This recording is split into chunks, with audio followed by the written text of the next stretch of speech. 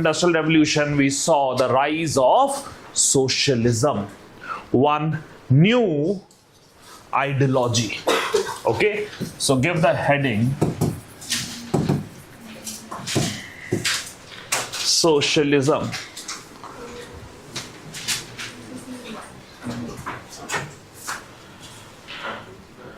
Socialism.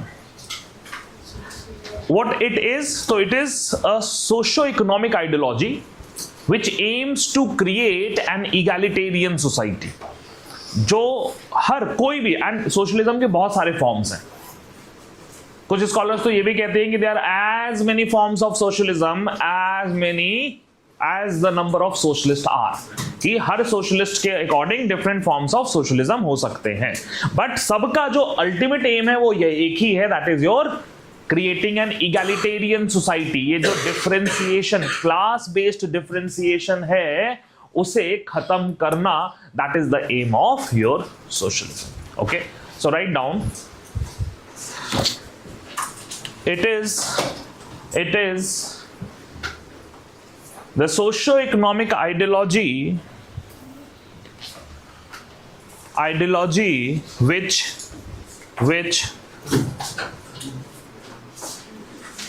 grew against the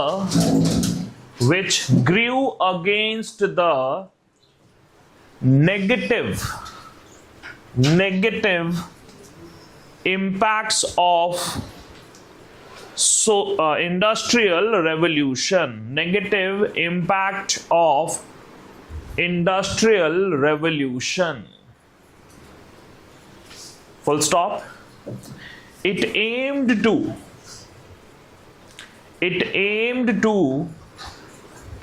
create an egalitarian society. It aimed to create an egalitarian society. ठीक है, egalitarian मतलब जहां पे differentiation ना हो, ऐसी society. Okay, as I have told you कि there are as many forms of socialism as the number of socialists are. तो सबसे अर्लीस्ट फॉर्म ऑफ सोशलिज्म क्या है, वो सोशलिस्ट कौन है, उनके बारे में थोड़ा देखते हैं, and then the most important form of socialism, that is scientific socialism की बात करेंगे. Okay, so change the paragraph and give the heading utopian socialism. Utopian socialism. ये क्या है? तो अर्लीस्ट फॉर्म ऑफ सोशलिज्म है. Write down, it is the earliest form of socialism where the thinkers or the socialists believed that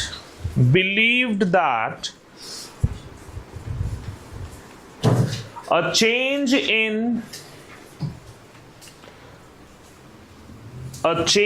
in society will be brought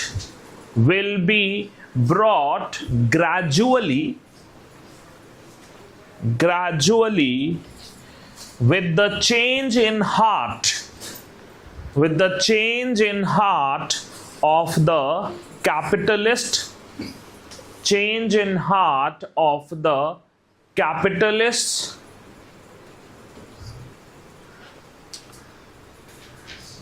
and they will start sharing benefits. They will start sharing benefits with the workers.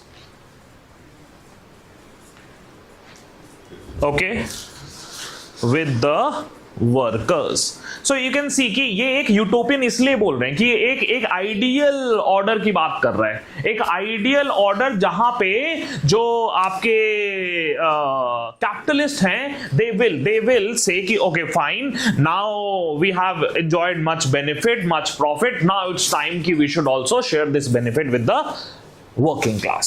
So this is an ideal society. ऐसा तो होना ही possible नहीं है, and therefore इसे utopian बोला गया. Utopian बोला गया. Okay, full stop, change the paragraph. They believed in creating an ideal society where the capitalist will start share benefits, or capitalist will start sharing benefits with the workers.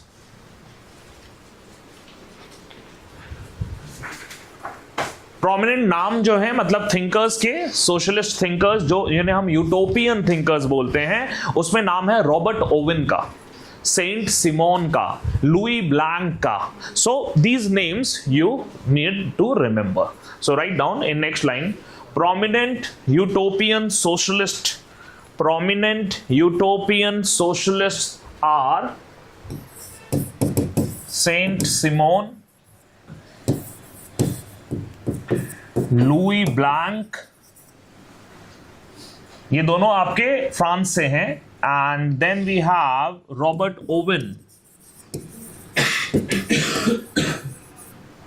Oven from England.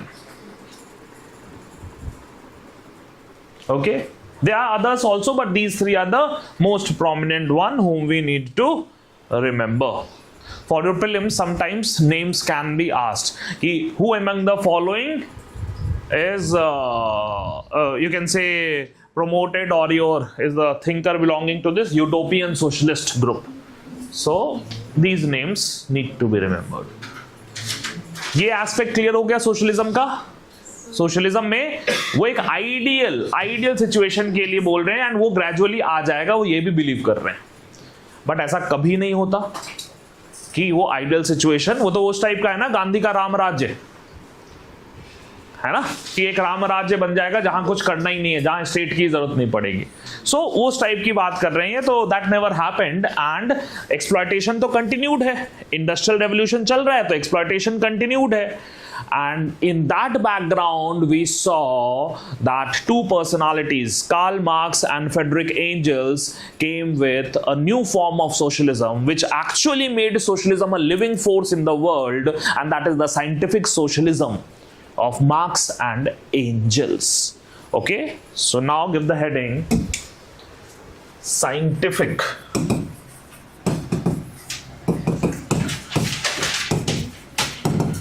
socialism.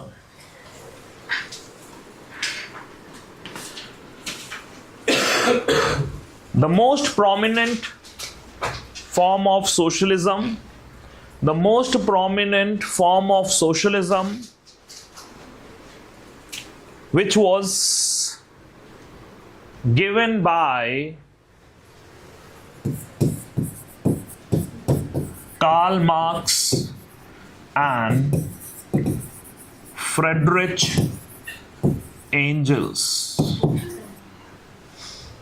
Karl Marx and Friedrich Engels in their work Communist Manifesto in 1848. Okay, so communist manifesto 1848 में इस scientific socialism की बात इन दोनों ने की थी, Karl Marx and Frederick Engel से. तो ये नाम, ये ईयर, ये आपका जो वर्क है, ये आपके प्रीलिम्स के लिए इंपॉर्टेंट है. बट मोर इंपॉर्टेंट इज कि साइंटिफिक सोशलिज्म है क्या. यहां पे मार्क्स और एंजल्स ने बहुत साइंटिफिकली दिखाया कि ये जो डिफरेंशिएशन है सोसाइटी में, ये कोई नई चीज नहीं है. It has been present since ages, and हर डिफरेंशिएशन के बाद एक रेवोल्यूशन आता है जो इस डिफरेंशिएशन को खत्म करता है. Okay, so this scientific socialism actually he showed following features in this scientific socialism. It actually can be subdivided into five groups जो features उन्होंने दिखाए, and through those 5 features he tried to highlight कि ये exploitation जो है ये कोई नई चीज नहीं है, and इस exploitation का जो result है वो भी हमें पता है कि एक revolution आएगा, but वो जो revolution होगा वो last revolution होगा. That also he said. Okay, so scientific socialism comprises of 5 features. पहला क्या है? Economic interpretation of history. Marx and Engels ने कहा कि हिस्टोरिकली कभी भी देख लो, the one who controls the means of production, the ones who controls the means of production dominates the society and polity. जिसके पास से मान लो फ्यूडल, जस्ट इससे पहले में चले जाओ, feudal order, means of production क्या है? लैंड. जो कंट्रोल करेगा लैंड को वो कंट्रोल कर रहा है, वो डोमिनेट कर रहा है सोसाइटी में एंड पॉलिटी में. Correct. So economic interpretation of history मतलब इकोनॉमिक रिसोर्स जिसके पास रहेगी वो पॉलिटिकली एंड सोशली सबसे डोमिनेंट ग्रुप होगा. That is what is Marx was saying. Okay, so write down, change the paragraph and write down. The scientific socialism had following features. Number one,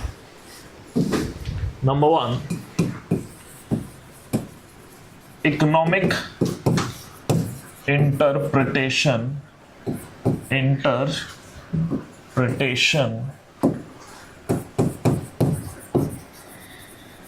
of history. They argued that one who controls the means of production,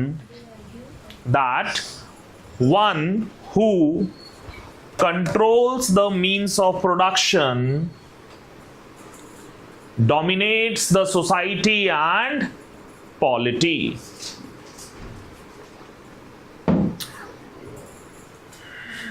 The society and polity means government. ठीक है, government. Second,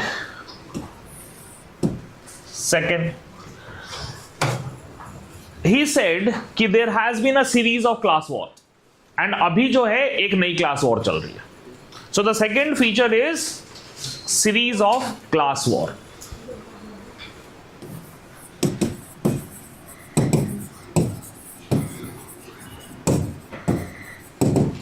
They argued that the present society evolved out of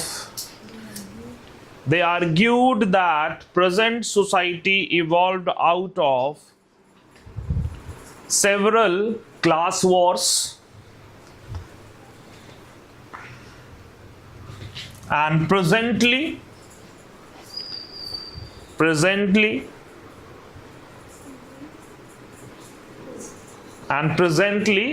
comma due to industrial revolution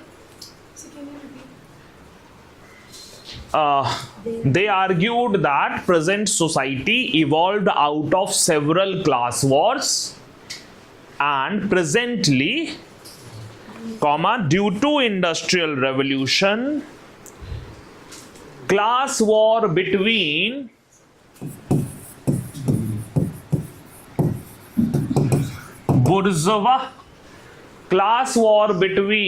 bourgeois मतलब capitalist class, बुर्जुआ marks ने बोला capitalist class को, बुर्जुआ and if you want you can write down it is nothing but the capitalist and proletariat. Okay, bourgeois and proletariat. Proletariat कौन है? Workers. Proletariat is going on.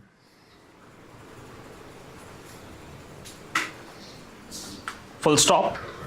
अब इसने कहा ये जो क्लास वॉर चल रही है इसको एंड किया जाएगा थ्रू अ सोशल रेवोल्यूशन. इससे पहले वाली जो क्लास वॉर थी वो एंड हुई through industrial revolution.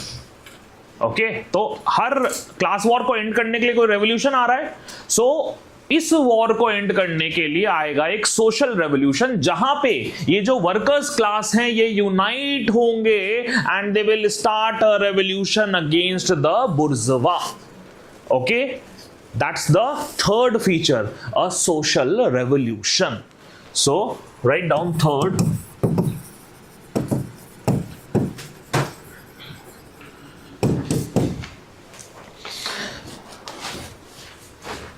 where all the workers will unite together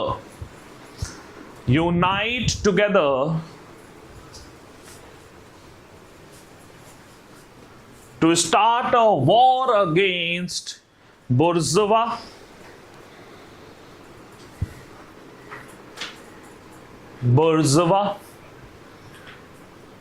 full stop. Marx said that workers have nothing to lose. Marx said the workers have nothing to lose but their chains.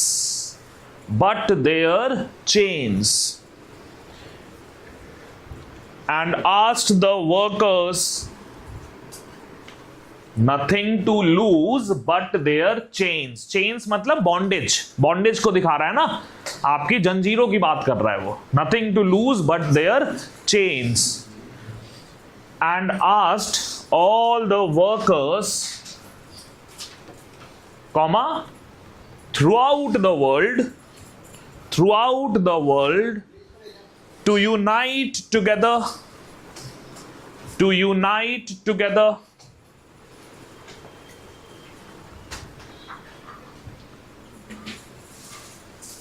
Against capitalist. Okay, social revolution कौन लाएगा ये देखा हमने। अब इस social revolution का result क्या होगा? सोशल रेवोल्यूशन का रिजल्ट होगा कि dictatorship of proletariats will be formed. Okay, so fourth heading और fourth feature, dictatorship of proletariat।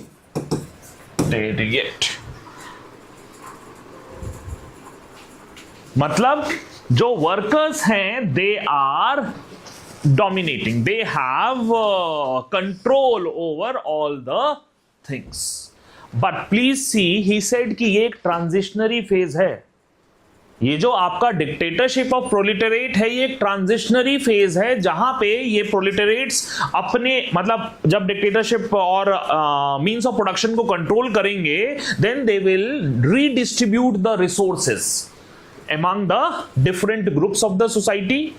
उसकी वजह से होगा क्या कि जो हमारा डिफरेंशिएशन है सोसाइटी में, क्लास बेस्ड डिफरेंशिएशन है, वो खत्म हो जाएगा and thus this will lead to a pure communist society.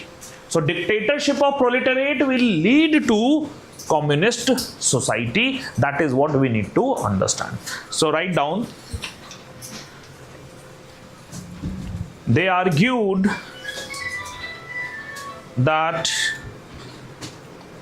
after the revolution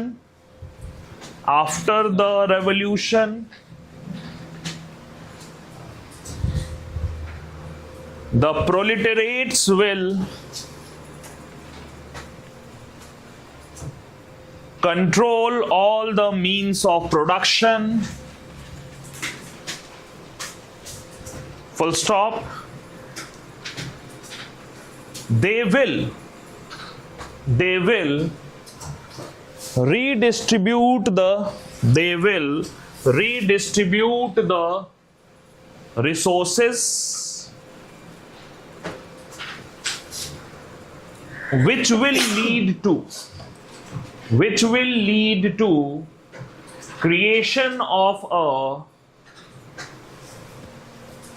communist society.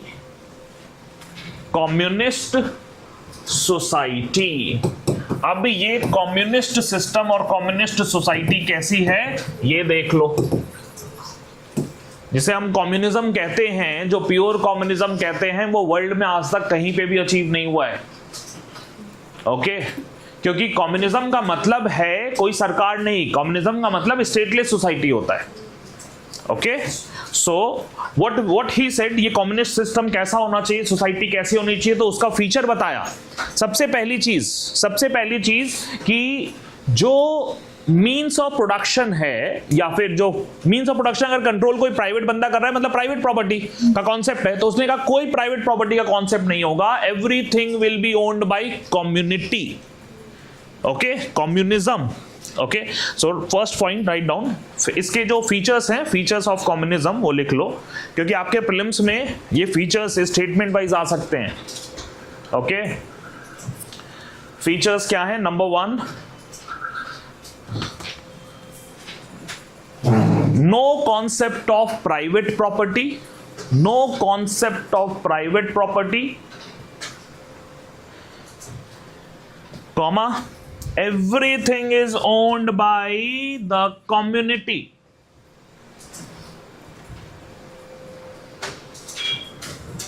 Everything is owned by the community. Done. next feature क्या है? हम कैपिटलिज्म में क्या देख रहे थे कि जो प्रोडक्शन हो रहा है वो प्रॉफिट मोटिव से हो रहा है, यही होता है ना। यहां कुछ नहीं, प्रोडक्शन किस लिए होगा? कंजम्पशन के लिए किया जाएगा, जितनी सोसाइटी को रिक्वायरमेंट है उतना प्रोड्यूस करेंगे, ना कि प्रॉफिट मेकिंग के लिए। So second point write down, production will be done for consumption rather than profit making, rather than profit making, consumption rather than profit making.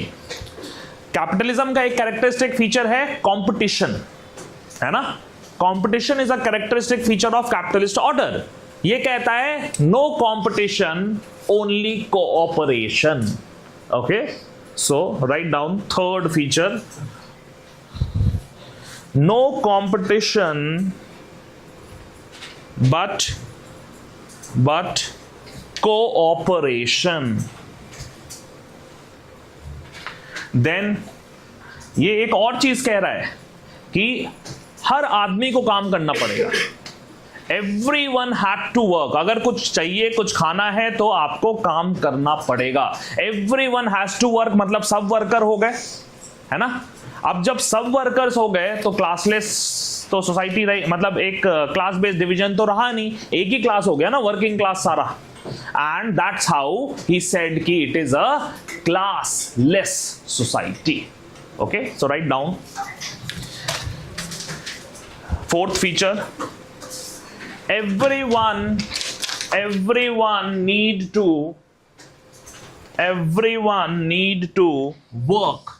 work in communist society,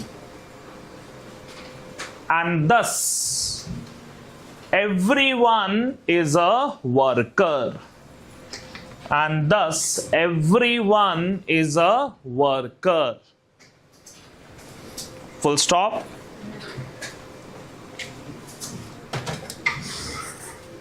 This means there is no class-based division, no class-based division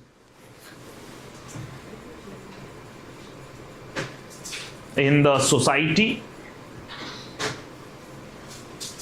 no class-based division in the society, and therefore communist society is a classless and stateless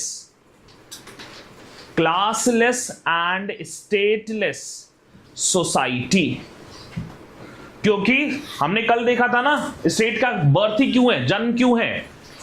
ये जो लड़ाइयां हैं society में उसे खत्म करने के लिए, to maintain law and order, to maintain peace, and जब क्लास बेस्ड डिफरेंशिएशन नहीं रहेगा तो according to communist system, according to these thinkers, कोई कॉन्फ्लिक्ट ही नहीं रहेगा.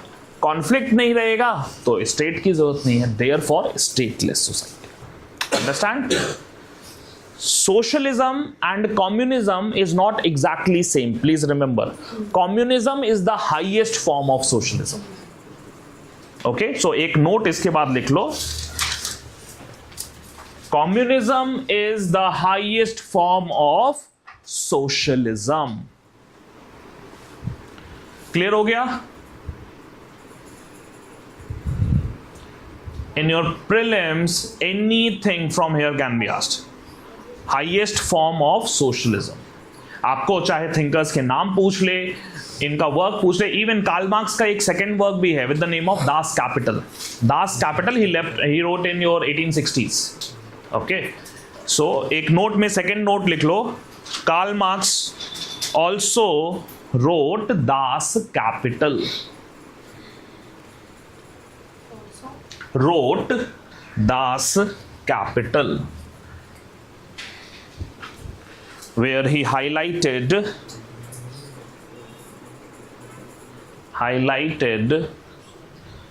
the features of socialism. Okay, industrial revolution is completed. Industrial revolution, एक बार फिर से देख लो. इंडस्ट्रियल रेवोल्यूशन हमने कैसे देखा था? स्टार्टेड इन इंग्लैंड, तो क्यों स्टार्ट हुआ वो रीजंस देखे. देन हमने फिर देखा in your second half of 19th century other parts of continental Europe में इंडस्ट्रियलाइजेशन होता है. जर्मनी में रेवोल्यूशन आता है. Germany becomes very crucial for your exam also. तो जर्मनी में कौन सी इंडस्ट्रीज हैं, क्या टाइम पीरियड है, स्पेशली 1871 के बाद, है ना, जर्मन यूनिफिकेशन के बाद. रूलर कौन था? Kaizer William. देन जो कौन सी इंडस्ट्रीज में आया, all of that becomes crucial for your prelims. France में ग्रेजुअल पेस में इंडस्ट्रियलाइजेशन होता है. Louis Philippe and Napoleon the third, Napoleon the third के रूल के अंदर. Then Russia completely state dominated, मतलब स्टेट सपोर्ट से ही हो रहा है. एंड वहां पे Sergei Witte, we have seen he was the one who constructed this trans Siberian railway. Then rulers का नाम में Alexander the second, Alexander the third and Nicholas the second. ठीक है, ये सारी चीजें आपके प्रीलिम्स के लिए इंपॉर्टेंट हैं. Now let's start with the next heading, that is your French revolution. French revolution.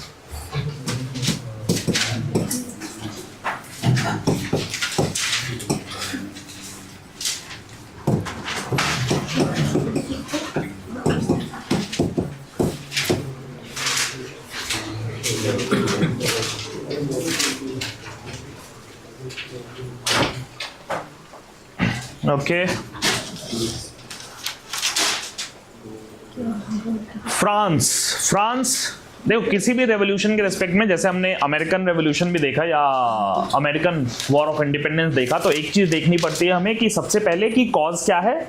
Then prelims point of view से वो टाइमलाइन, जैसे हमने अमेरिकन वॉर ऑफ इंडिपेंडेंस में भी टाइमलाइन बनाई थी, तो कॉज देखना है, टाइमलाइन देखना है, देन इंपैक्ट और सिग्निफिकेंस देखना है. क्योंकि इस रेवोल्यूशन से, और जब ये रेवोल्यूशन खत्म हो रहा है 1799 में, तो हम नेपोलियन का राइज देखते हैं. तो ब्रीफली कुछ स्कॉलर्स नेपोलियन का जो रूल है उसे एक्सटेंशन ऑफ रेवोल्यूशन मानते हैं. सो हम बेसिक डिस्कशन अबाउट नेपोलियन भी करेंगे under this heading. Okay, so let's first see the causes, then timeline, then significance, and then your Napoleon's rise. causes को देखते हैं. टाइम पीरियड मैंने पहले लिख दिया है. Time period 1789 to 1799.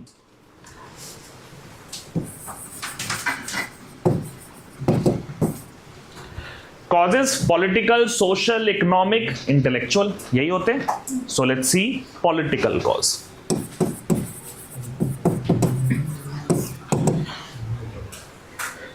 फ्रांस में सरकार कैसी है in, I am talking about 18th century ना, 18th सेंचुरी में एक ही जगह है जहां पे कॉन्स्टिट्यूशनल मोनार्की और सब जगह मोनार्की है, एब्सोल्यूट मोनार्की है, ओके, एब्सोल्यूट मोनार्की है। तो या फ्रांस में जो एब्सोल्यूटिज्म का जो नेगेटिव इंपैक्ट पड़ता है, एब्सोल्यूटिज्म का नेगेटिव इंपैक्ट क्या है कि हर कुछ डिपेंड कर रहा है किस पे, रूलर पे। अगर रूलर स्ट्रांग है तो हो सकता है कि आप ग्रो करें, हो सकता है कि वो रूलर स्ट्रांग होने के बावजूद सिर्फ और सिर्फ वॉर पे फोकस कर रहा है रादर देन इकोनॉमिक ग्रोथ, ये भी पॉसिबिलिटी है। लुई 14 के साथ यही हुआ। 15 एंड 16 रूलर ही वीक हैं, रूलर वीक होंगे तो जो मोनार्की जो स्टेट है वो problematic.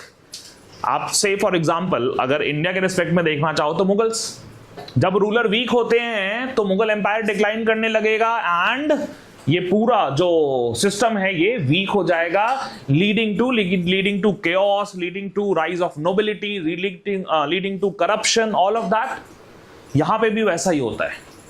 Under the weak ruler Louis 15 as well as Louis 16, Louis 14 strong था मगर सारे खर्चे वो वॉर पे कर रहा था, primarily focusing on war. So Louis 15, Louis 16 weak हैं. Under them we saw increase in corruption, then domination of nobility. All of that brought hardship for the commoners. At the same time, all of that brought problems for the economy also. Because अगर कोई मतलब ruler strong है तो वो nobility को guide कर सकता है कि we need to check the crisis. Economic crisis चल रही थी वहां, मगर वो चेक नहीं हो पाई क्योंकि रूलर वीक है और नोबिलिटी को कोई मतलब नहीं, नोबिलिटी को अपने फायदे से मतलब है। So evils of absolutism is the political reason for your start of French revolution. Okay, so write down political evils of absolutism. Evils of absolutism. France was ruled by the absolute monarchs of Bourbon dynasty. Absolute monarchs of Bourbon dynasty.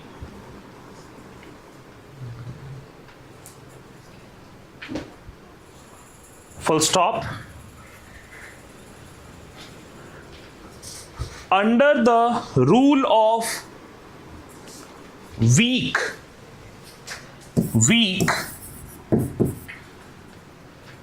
rulers like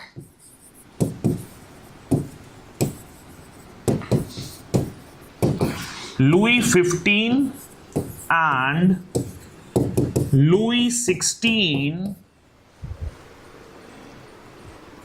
we saw increase in corruption, comma,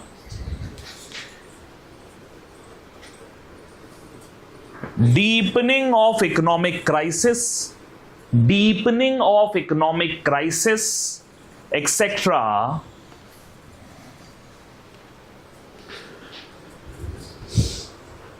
which created more hardship for the people.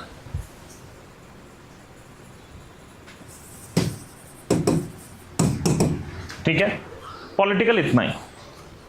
हम देखेंगे French revolution जो primarily जो revolution है ये political cause की वजह से ज्यादा नहीं था।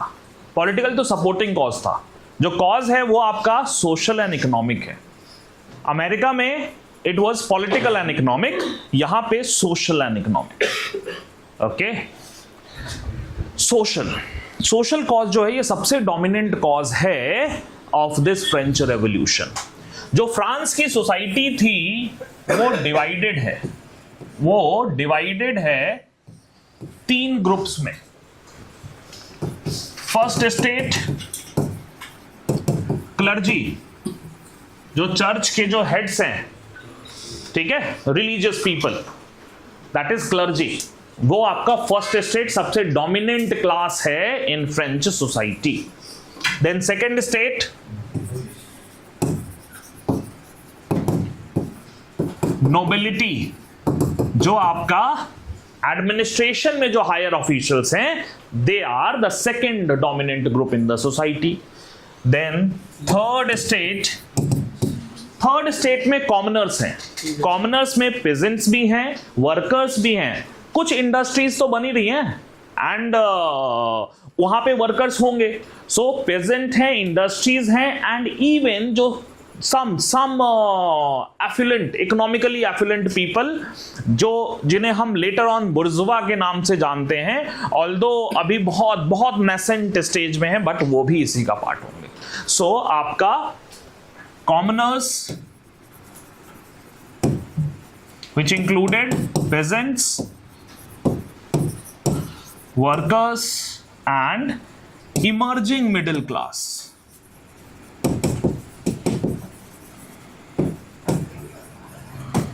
ओके ये तीन ग्रुप्स हैं। सोसाइटी ऐसे डिवाइडेड है। डिवीजन तो हर सोसाइटी में होती है, बट प्रॉब्लम क्या है कि ये जो है इन्हें हम प्रिविलेज्ड बोलते हैं। प्रिविलेज्ड क्लास, ये आपका अनप्रिविलेज्ड है। तो प्रिविलेज क्या मिल रहा है? टैक्स में एग्जेम्पशंस, दूसरा जो भी गवर्नमेंट सीट्स हैं, जो भी जॉब है, वो किसे मिल रहा है? First and second state. ठीक है, सो ये उनका प्रिविलेज है। जो कॉमनर्स हैं, स्पेशली अगर हम इस इमर्जिंग मिडिल क्लास को देखें, जो एजुकेटेड एंड ऑल, वो चाहती है ना जॉब, गवर्नमेंट सर्विसेज में जाना चाह रही है, एंट्री नहीं है।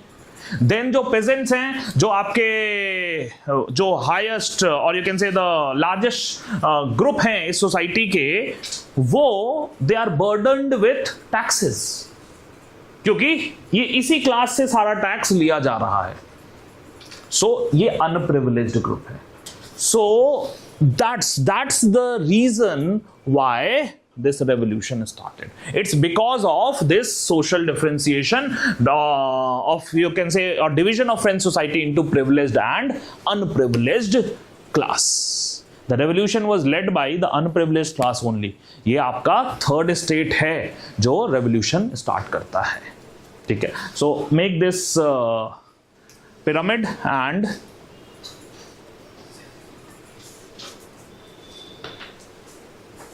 first state, second state, third state. Who are these people? Write down.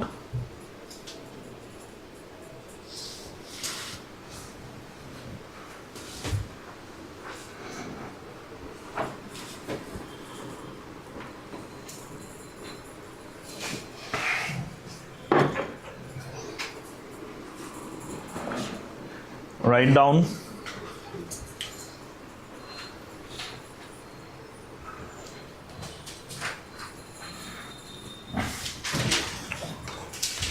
First and second अगर नंबर देखो तो मैंने क्या बनाया, बहुत छोटे छोटे बनाए ना, क्योंकि ये बहुत छोटा ग्रुप है, मासेस तो यहां है।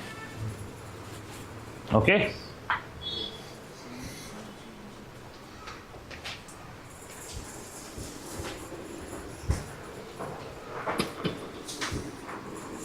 Then privileged and unprivileged class, ये लिख लो। नाउ चेंज द पैराग्राफ, मतलब ये लिखने के बाद write down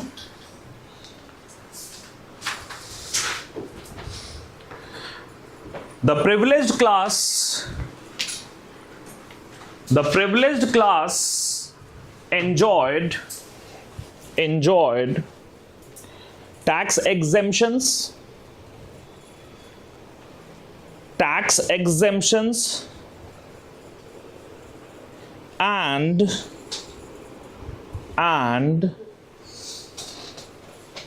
occupied all the posts in higher administration. Posts in higher administration. Whereas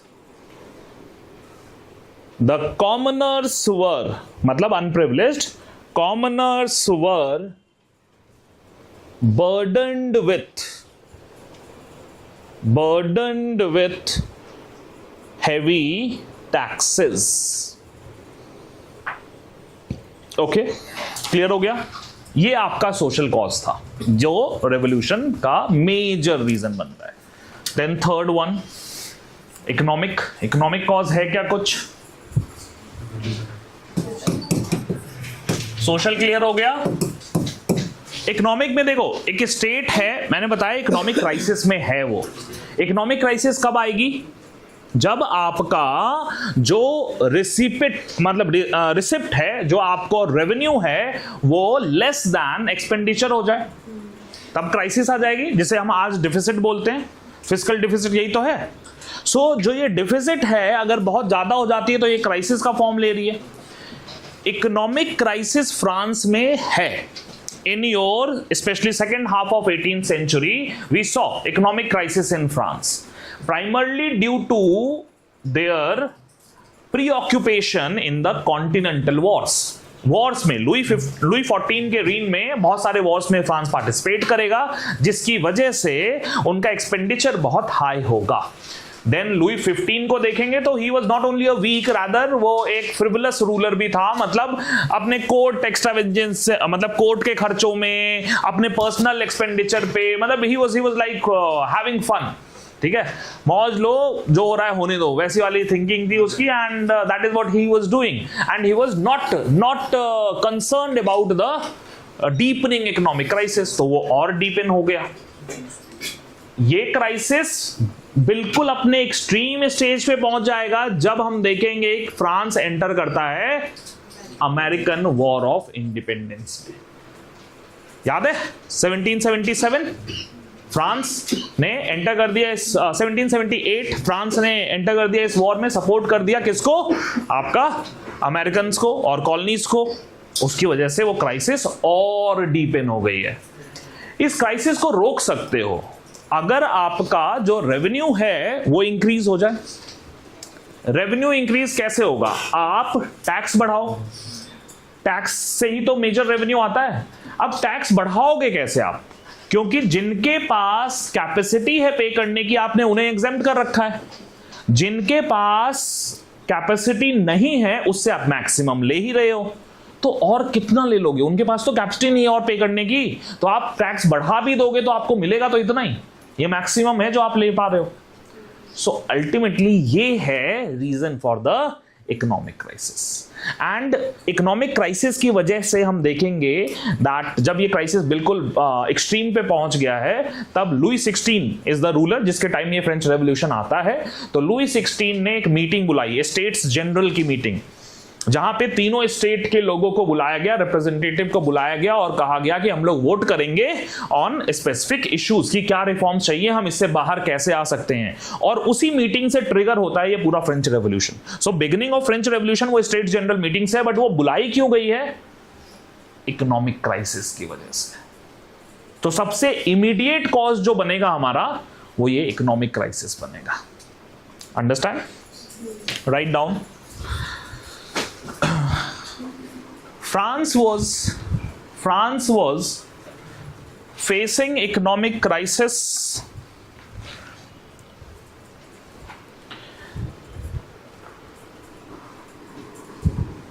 during second half of 19th century.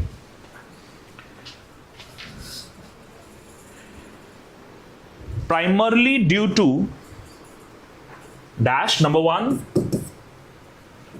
more expenditure.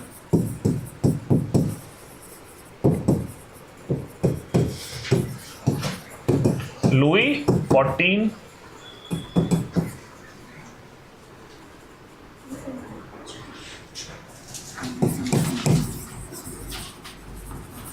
personal and court expenditure.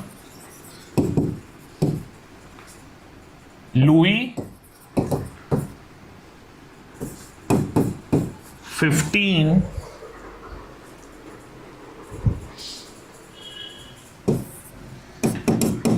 third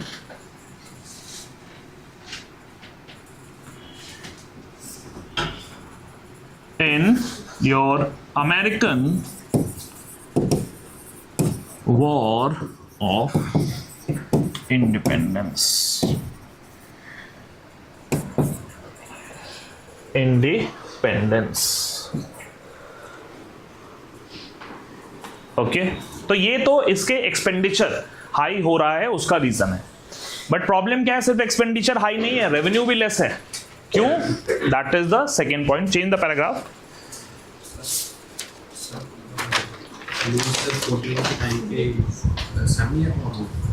7 years war, उसी कारण। और ये सिर्फ 7 years वॉर नहीं है, continental में और भी वॉर्स चल रही हैं छोटी छोटी regular basis. Next, right down,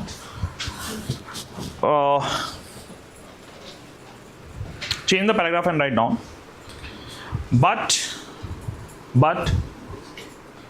the revenue cannot be increased due to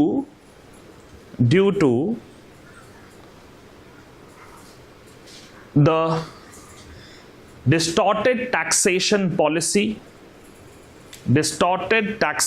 policy where the rich and the powerful were exempted and the commoners were burdened with heavy taxes.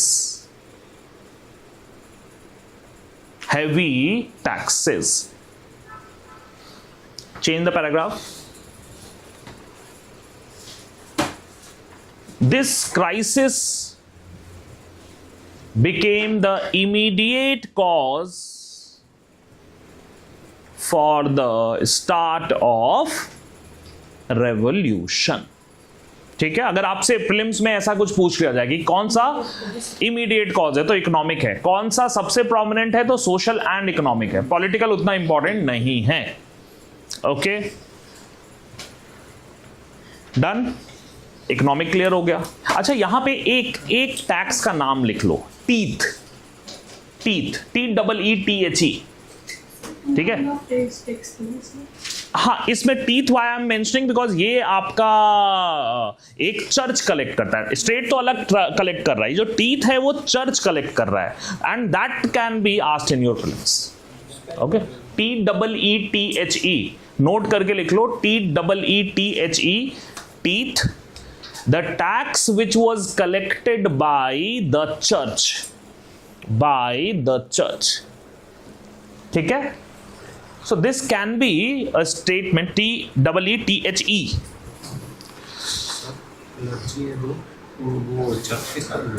Clergy तो church के ही आपके जो govern कर रहे हैं, church को manage कर रहे हैं, वही। हाँ, क्लर्जी उन्हीं को बोला जाता है, जो हायर प्रीस्ट हैं। Okay, next. अब इसके बाद इकोनॉमिक कॉज हो गया, सोशल कॉज हो गया, पॉलिटिकल कॉज हो गया। इंटेलेक्चुअल है क्या कुछ? है ना, इंटेलेक्चुअल तो होगा, बिकॉज इंटेलेक्चुअल वैक्यूम में तो कुछ नहीं होता। So write down intellectual cause.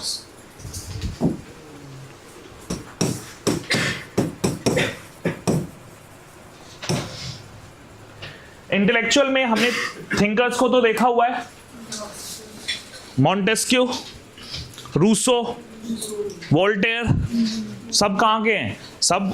Rousseau although was not born here but he was in France जब ये रेवोल्यूशन हो रहा है। सो ये जो थॉट प्रोसेस है, ये जो पूरा आइडिया है इनका, एनलाइटनमेंट आइडियाज, वो उनका सबसे मेजर इन्फ्लुएंस जो पड़ रहा है वो तो फ्रेंच पीपल पे ही पड़ रहा है सबसे पहले। तो दे आर प्रिपेयरिंग द और sowing the seeds of revolution. उसके अलावा जो soldiers, French soldiers American war of independence में लड़ के आए हैं, उन्हें ये तो पता था ना कि वो लड़ाई किसके अगेंस्ट हो रही है। सो वो आइडियाज जो हैं आपके, ये लिबर्टी, रिपब्लिक, ये सारी चीज भी उन्हें इन्फ्लुएंस कर रही है। प्राइमरली जो idea of Locke, then we even saw in सब को छोड़ो, फिर फ्रांस में 18th सेंचुरी में 2 और सब स्कूल्स डेवलप हो रहे थे जो एनलाइटनमेंट थिंकर्स के सब ग्रुप कहे जा सकते हैं। One is physiocrats, physiocrats and the other one is encyclopedist. ठीक है, ये भी सब ग्रुप्स हैं जो क्या कह रहे हैं, फिजियोक्रेट जो हैं वो ये कह रहे हैं कि जो लैंड है, land is the source of all the revenue, मतलब रेवेन्यू इन अ सेंस की ऑल द प्रोडक्शन जो आप it's not the revenue of the state, rather जो भी प्रोड्यूस करोगे वो सब कुछ लैंड से अटैच्ड है. एंड दे आर सेइंग कि एग्रीकल्चर बेस्ड इकोनॉमी की बात कर रहे हैं वो. At the same time, they are criticizing mercantilist policies, government का control, and since government के control को criticize कर रहे हैं, so they are talking about free economy. Agriculture dominated free economy, that is what the physiocrats were saying. That again highlighted the negative aspect, क्योंकि जो farmers, जो peasants का exploitation हो रहा था वहां पे, वो सारी चीजें उन्होंने physiocrats ने highlight की. The same thing was done by encyclopedist Diderot. Diderot was one of those encyclopedists of France, जिसने highlight किया negative impact of एक तो Catholic church clergy की position, उनका involvement. Voltaire was also the one, है ना, एक ये चीज. और दूसरा जो evils of monarchy है, एनसाइक्लोपीडिस्ट कह रहे हैं कि मोनार्की को अगर जैसे ये रूलर्स हैं जो अपने ऊपर इतना खर्चा कर रहे हैं, यही चीज अगर आप इकोनॉमी को संभालने में लगाओगे तो it will be fine. So all of this was highlighted by encyclopedist. So इन इंटेलेक्चुअल्स ने सीड्स ऑफ रेवोल्यूशनरीज के दिमाग में डाला, and that's how the background, or you can say the ground was prepared for the start of your revolution. Okay, so write down intellectual cause. The teachings of enlightenment thinkers like Voltaire,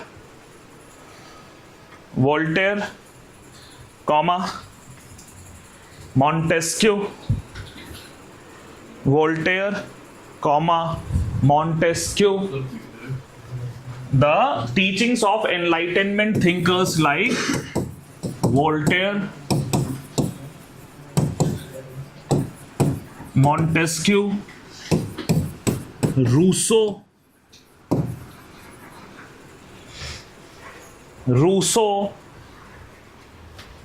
as well as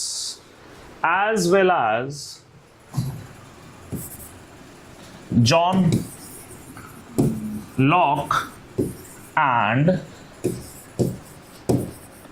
American Revolution sowed the seeds of SOWED, SOWED, sowed the seeds of revolution in the minds of the people. Full stop. In the minds of the people. Full stop. Change the paragraph. Even the physiocrats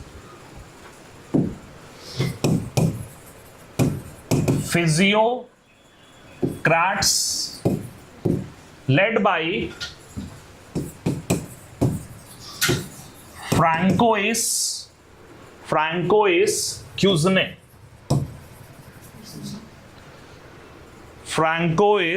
Cuisne attacked the mercantilist control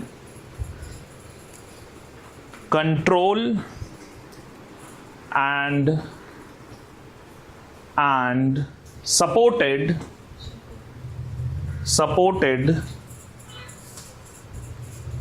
the free economy and agriculture based economy. Supported यहां पे free economy से पहले idea of लिख लो, idea of free economy and agriculture based economy. Okay, ये फिजियोक्रेट्स ने कहा था. Change the paragraph. Even the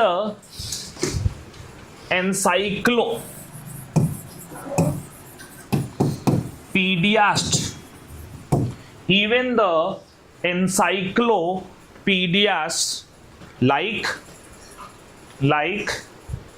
Diderot,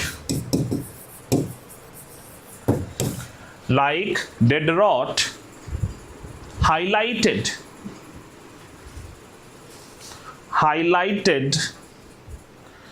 the negative aspects of absolutism and Catholic Church in France.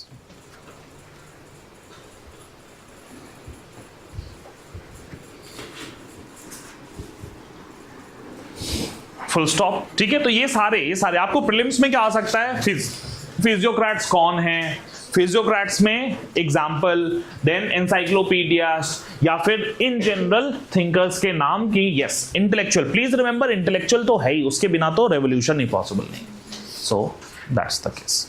Causes clear हो गए. Now see the timeline prelims के लिए again very important. ठीक, सो लेट्स सी.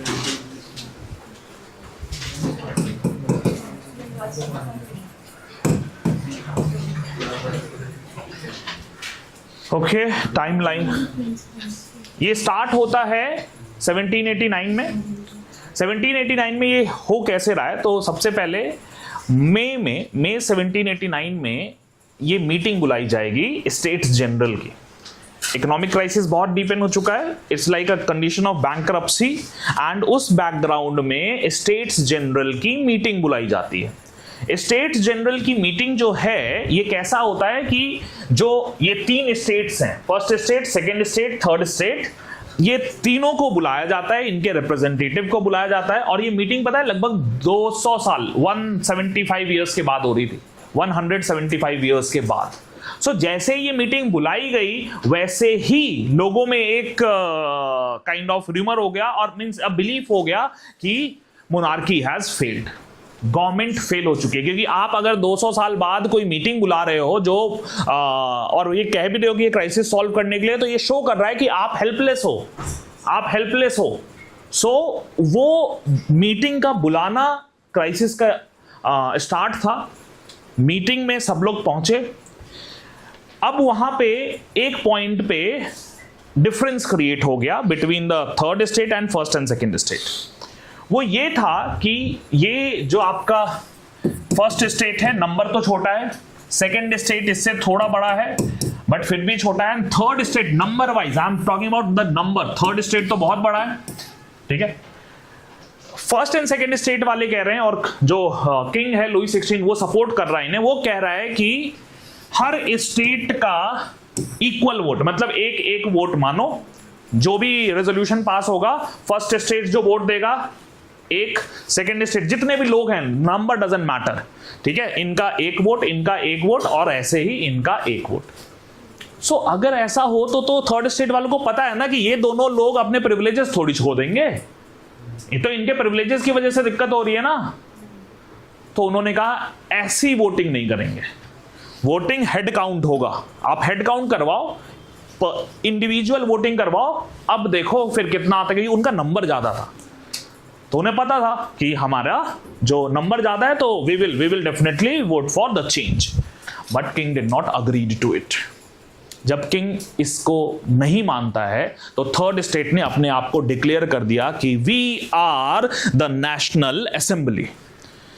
हम अब रूल्स बनाएंगे, हम अब अभी इन्होंने कॉन्स्टिट्यूशन मेकिंग के बारे में नहीं बोला है, बट नेशनल असेंबली अपने आप को डिक्लेयर कर दिया.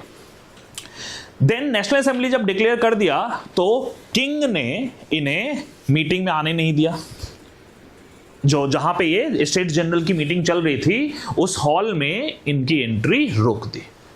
देन व्हाट दे डिड, उसी हॉल के बाहर टेनिस कोर्ट था.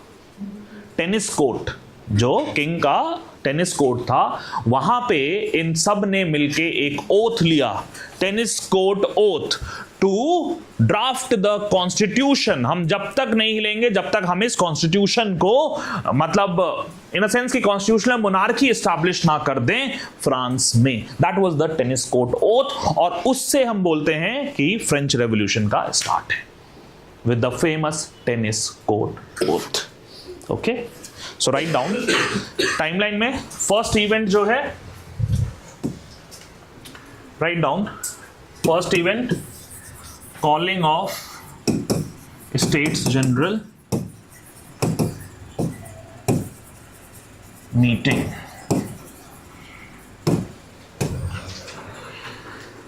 In May 1789, Louis XVI called the meeting of States General after a gap of more than 175 years.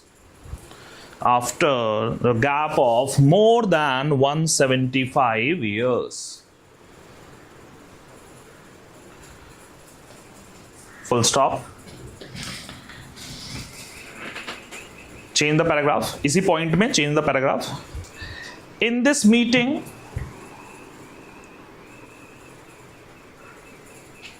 the difference over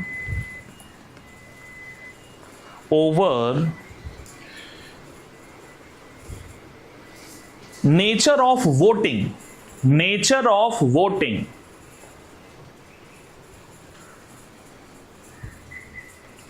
bracket में लिख लो, ग्रुप वाइज और head count. Group wise मतलब हर state का equal vote, एक एक। Head count मतलब individual. Group wise और head count arose between the third state and first and second state combined.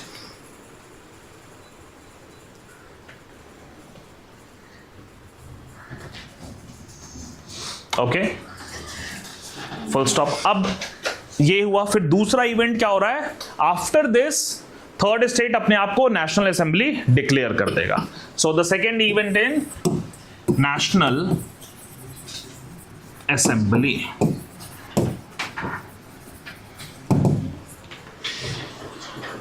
After this divide,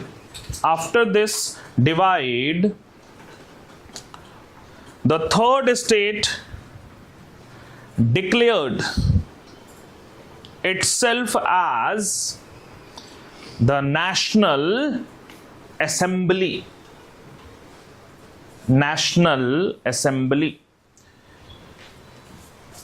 Okay. Now इसके बाद क्या हुआ? वो टेनिस कोर्ट ओथ है। So write down third event,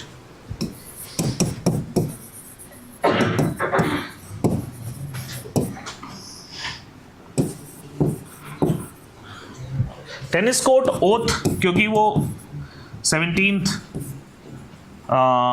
जून 1789 को होता है। ये क्योंकि स्टार्ट है इसलिए ये डेट याद रखना, सबके डेट याद नहीं रखने। टेनिस कोर्ट ओथ 17 जून 1787 और 1789 dash, when this National Assembly was not allowed to enter in the meeting, National Assembly was not allowed to enter in the meeting, then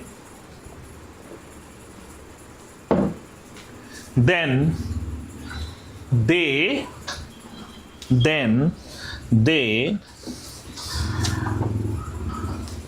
met at the nearby tennis court,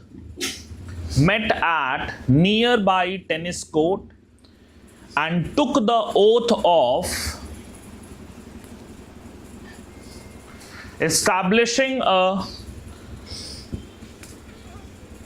constitutional government in France. Full stop, full stop. With this oath, the revolution started. With this oath, the revolution started. Okay?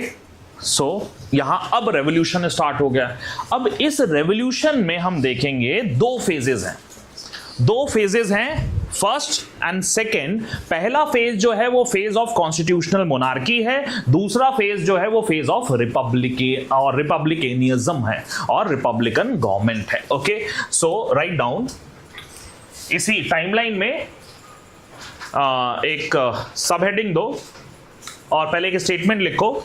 The revolution is divided into two phases dash. Number 1, constitutional monarchy. Number 2, republican phase. Constitutional monarchy. Number 2, republican phase. Okay, अब देखते हैं कि ये जो phase number 1 है उसमें, मतलब phase 1 constitutional monarchy है, वहां क्या क्या हो रहा है. सो नाउ इसी टाइमलाइन में आप नेक्स्ट हेडिंग दे दो, that is your phase of constitutional monarchy. Please see, monarchy को हटाया नहीं है. देयरफॉर आई सेड कि political cause is not the real cause और द प्रोमिनेंट कॉज. अगर पॉलिटिकल कॉज बहुत प्रोमिनेंट होता तो वो मोनार्की को सबसे पहले हटाते ना, उन्हें उससे प्रॉब्लम नहीं थी. विद टाइम विल रन कि 1799 में जब नेपोलियन अपने आप को एक डिक्टेटर की तरह एस्टैब्लिश करेगा तो no prominent reaction was seen. This also suggest कि political cause was not the major cause, it was economic and social. Okay, so constitutional monarchy, इसका टाइम पीरियड क्या है? 1789 में स्टार्ट हुआ एंड ये रहेगा आपका सितंबर 1792 तक. 17 जून 1789 से लेके सितंबर 1792 तक का जो फेज है उसे हम कहते हैं फेज ऑफ कॉन्स्टिट्यूशनल मोनार्की. यहां क्या क्या चीजें हुई? सबसे पहला तो टेनिस कोर्ट ओथ था ही, वो हमने देख लिया है. टेनिस कोर्ट ओथ के बाद the next thing which happened in this period is your fall of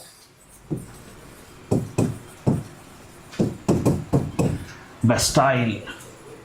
fall of Bastille. Bastille state prison है, स्टेट प्रिजन है. बेस्टाइल जो है यहां पे स्टेट प्रिजन है जिसको इन्होंने ओपन कर दिया था. ओके, सो वो क्या शो कर रहा है? वो आपका शो कर रहा है कि जो प्राइमरली वहां पे आपके पॉलिटिकल प्रिजनर्स एंड ऑल उनको रखा गया था, तो it showed the liberty of the people कि they are free now. Okay, so fall of Bastille again is an important development of this period. इसके बाद इसी फेज में सबसे प्रोमिनेंट डॉक्यूमेंट दिया जाता है आपका रेवोल्यूशन का. Declaration of the rights of main end of the citizen. That is the document of French revolution, the most important document of French revolution, जो इसी फेज में दिया जाएगा and early part of revolution में ही दिया जाएगा. सो इसी फेज में नेक्स्ट चीज क्या हो गई?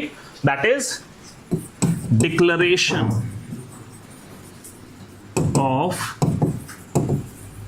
Rights of the main end of the citizens.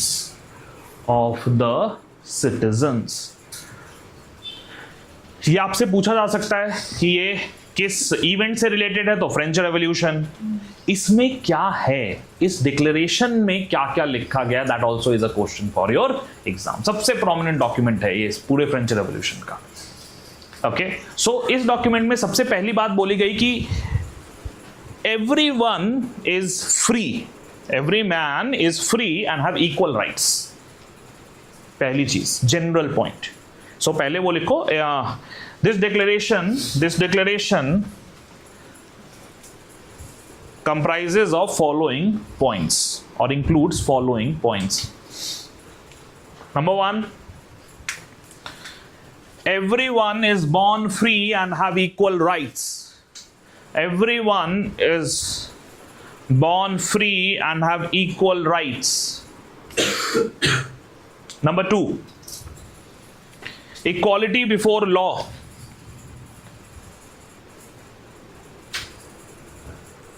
Number 3, before law.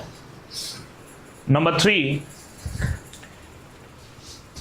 equality with respect to public employment.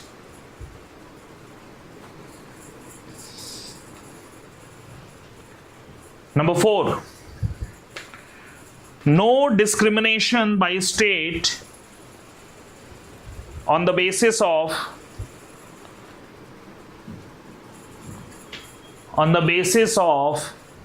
birth or opinion,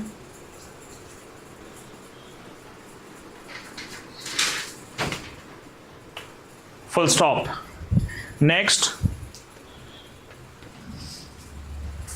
right to property is an inalienable right.